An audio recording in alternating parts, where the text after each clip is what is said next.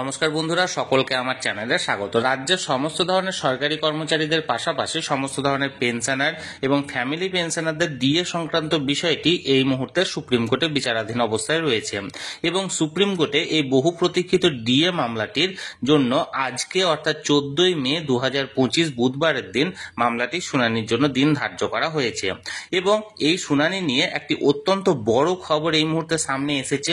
কি সেই খবরে কি বলা হয়েছে সকল কিছু আজকের ভিডিওতে বিস্তারিতভাবে আলোচনা করব।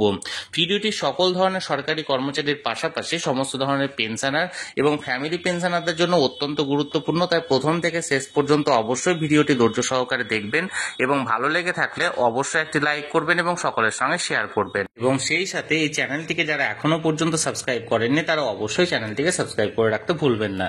তাহলে চলুন ডিএ মামলা নিয়ে এই মুহূর্তে কোন গুরুত্বপূর্ণ খবরটি বেরিয়েছে সেটির ব্যাপারে আমরা বিস্তারিত জেনে নিই। দেখুন, এই মুহূর্তে আমরা সরাসরি সুপ্রিম কোর্টের ওয়েবসাইটে দাঁড়িয়ে আছি। এখানে দেখুন ডায়েরি নাম্বার দেওয়া হয়েছে 35292/2022, the state of West Bengal versus confederation of state government employees West Bengal. এখানে দেখুন ডায়েরি নাম্বার যেটা ফাইল অন 3 নভেম্বর 2022 12টার সময় হয়েছিল। কেস নাম্বার দেওয়া হয়েছে, সিএনআর নাম্বার দেওয়া হয়েছে।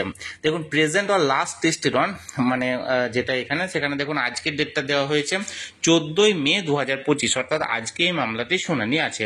কোন বেঞ্চে আছে অর্থাৎ কোন কোন বিচারপতিদের এজলাসে আছে দেখুন, honourable mister justice Sanjay Karol and honourable mister justice Manoj Mishra, এই দুজন বিচারপতির এজলাসে এই মামলাটি উঠেছে এবং যার ক্লজ নাম্বার অর্থাৎ সিরিয়াল নাম্বারটি হচ্ছে 40।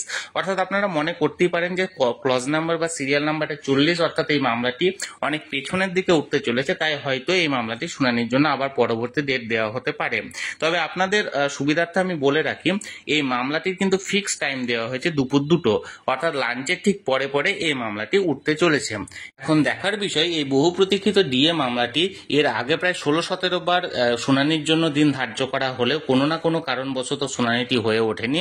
তাই আজকে এই মামলাটি শুনানি হচ্ছে না আবার পুনরায় পিছিয়ে যাচ্ছে।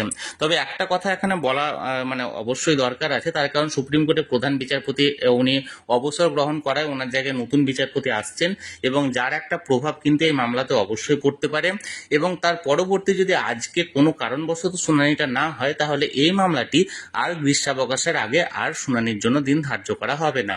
এক্ষেত্রে আবার পুনরায় জুলাই মাসের আগে এই মামলাটি শুনানির জন্য দিন আর পাবে না। আমি সবসময় চোখ রেখেছি, যে কোনো আপডেট পাওয়া মাত্রই তৎক্ষণাৎ সেটা আপনাদের সঙ্গে শেয়ার করে দেওয়া হবে।